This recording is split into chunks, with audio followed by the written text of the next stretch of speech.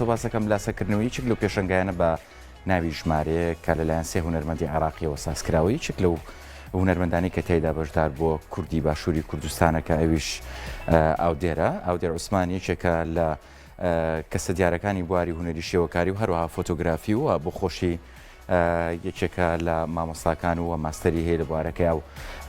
لەگەڵ دوو هونەرمەندی عێراقی کارماشا و هەروەها مازن منزیر بەشداری کردو لە پێشەنگاکە کاکاودێر بۆ خۆی زیاتر لە 75 پێشەنگا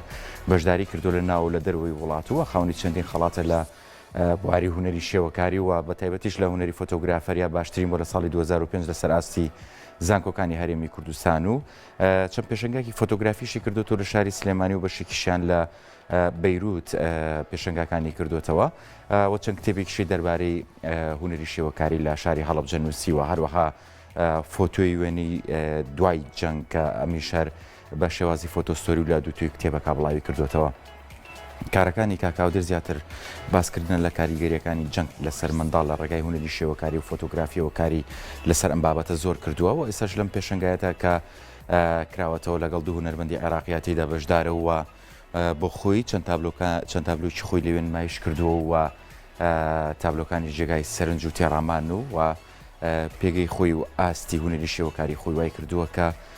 وەک هونەرمەندێک لە باشووری کوردستان بەشداری پێوکرێت لەم پێشەنگایەتە. پێشەنگای هاوبەشی سێ هونەرمەندی عێراقی لە بەغداد بە ناونیشانی ژمارەیەک دەکرێتەوە با بۆنەی ئیمزاکردنی گرێبەستی هەماهەنگی لە نێوان دامەزراوەی ڕویا فاوندیشن بۆ کللتور و هونەر لە عێراق و دامەزراوی کللتوری وێزگا مەحەڵتە و دامەزراوەی هونەر بۆ ژیان پێشەنگایکی هاوبەش بۆ هونەرمەندان مان کارماشا ئەودێر عوسمان مازن منزی لە بەغداد لە گەلێری وێزگا مەحەڵتە دەکرێتەوە. پێشەنگاکە دوێنێ دووشەمەیەکی 11 2021 لە ساعات 5 ئێوارە کرایەوە.